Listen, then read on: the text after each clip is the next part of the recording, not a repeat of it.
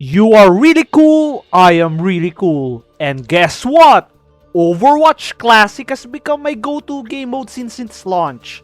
I only started playing Overwatch when it was launched on Nintendo Switch.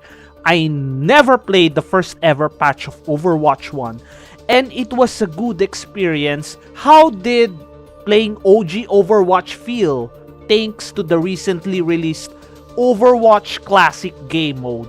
It was so good to play the powerful hooks of OG Roadhog and experience how terrible D.Va was. It was eye-opening to see how much D.Va had evolved. Experiencing her original state made me appreciate the significant improvements in her kit and stats.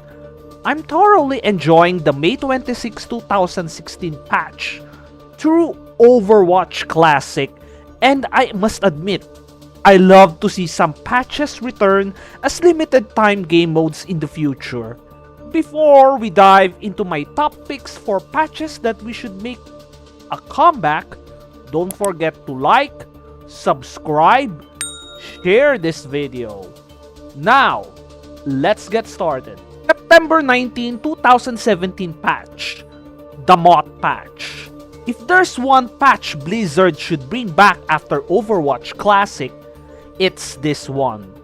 Based on what my friends told me, this is the first meta that took longer than one season in competitive modes.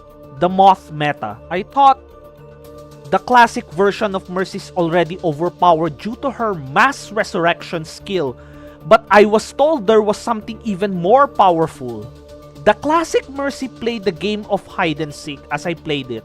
Lurking around, I will hide, and when I saw multiple heroes died in my team, I want to maximize my resurrection ability.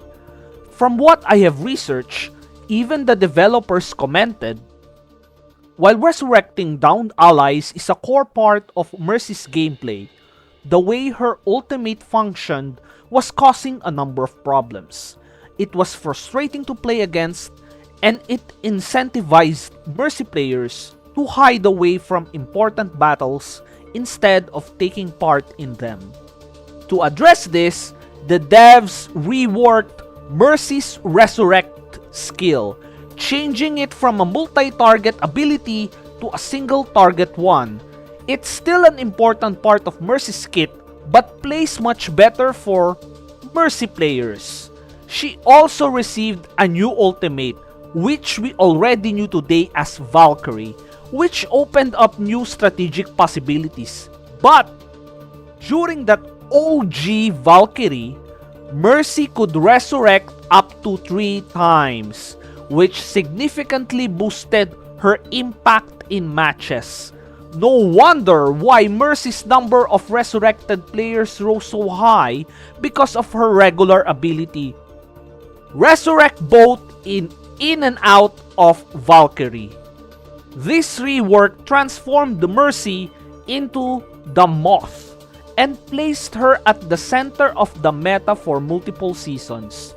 There are multiple variations of Moth meta from what I have researched, such as Moth Rat and Moth Dive, and I can't help but wonder how today's players would handle these strategies. The Mercy rework began with the September 19, 2017 patch. If Blizzard decides to bring back another patch after Overwatch Classic, I suggest they choose this one and call it maybe Overwatch Moth Game Mode. I never experienced the Moth meta firsthand, but I would jump at the chance if it returned. March 20, 2018 patch. The Dawn of the Goats. Legend has it that the infamous meta which led Blizzard to introduce the row lock mechanic was none other than the Goats meta. After diving into some research, I discovered that this meta was pioneered by esports team named Goats. This strategy, known for its triple tank and triple support composition, focused on targeting one opponent at a time with relentless precision. It didn't matter if you weren't a top-tier DPS. As long as you played as a cohesive unit, the team thrived without a dedicated DPS. Having played a lot of open queue in Overwatch 2, I've experienced compositions with 3 tanks and 2 supports, giving me a taste of how GOATs might have felt. Going back to the team who started the comp, according to Wikipedia, the GOATs team dominated 2 Overwatch tournaments almost without dropping a single map, catching the attention of many esports teams, including those in the Overwatch League. But what enables this triple tank, triple support meta? The answer lies with one hero, Brigitte. Yes, Brigitte. Her abilities were perfect for a tightly knit team, making the GOAT's composition a formidable force against many metas of the past. So, which patch should Blizzard bring back? After some historical digging, I suggest the patch when Brigitte was at her peak, March 20, 2018.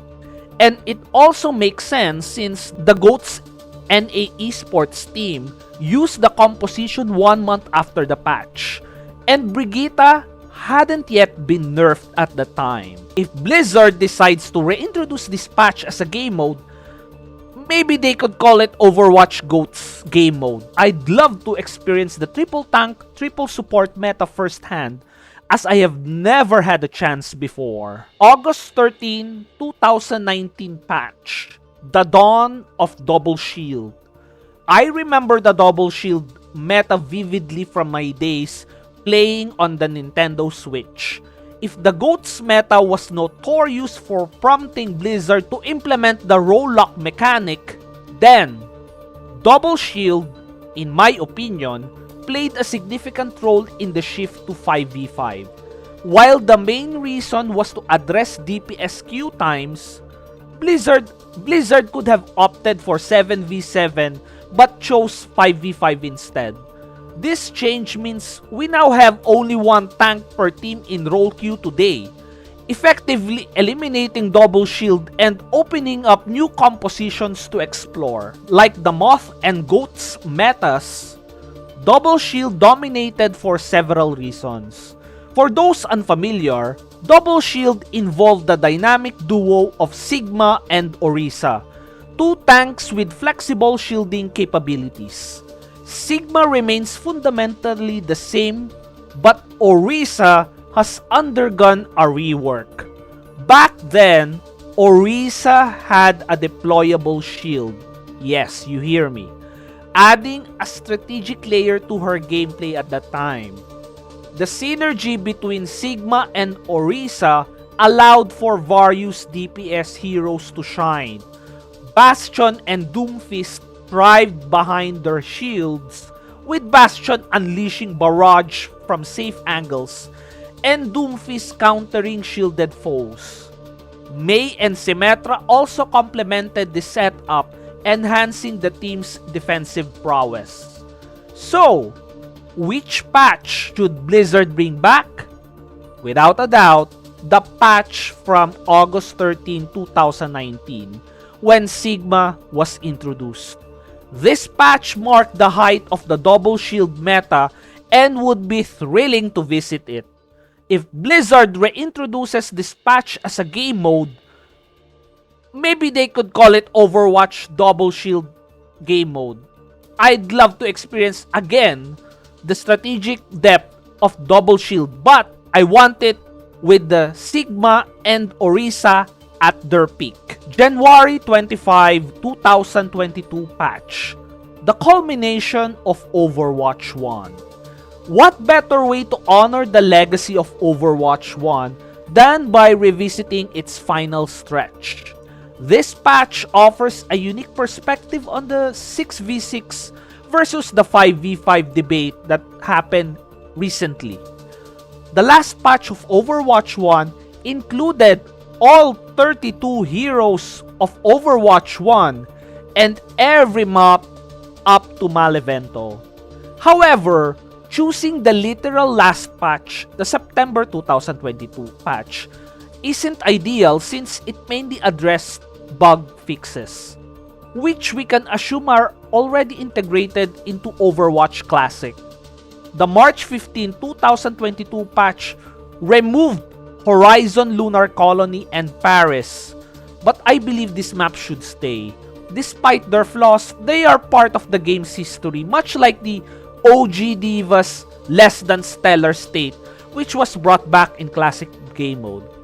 Therefore, I don't mind if Horizon Lunar Colony and Paris return. The patch that truly represents the culmination of Overwatch 1, in my opinion, is the January 25, 2022 patch. Although it only included a minor buff to Mercy, it remains significant to Overwatch 1's gameplay. I suggest Blizzard bring back this patch. I don't know what to call about on this game mode. What do you think? October 4, 2022 patch. The Overwatch 2 launch patch. Overwatch 2 is still fresh in our minds, having just celebrated its second anniversary. Looking ahead, I think it would be fantastic if Blizzard brought back the original launch patch as a game mode, similar to Overwatch Classic.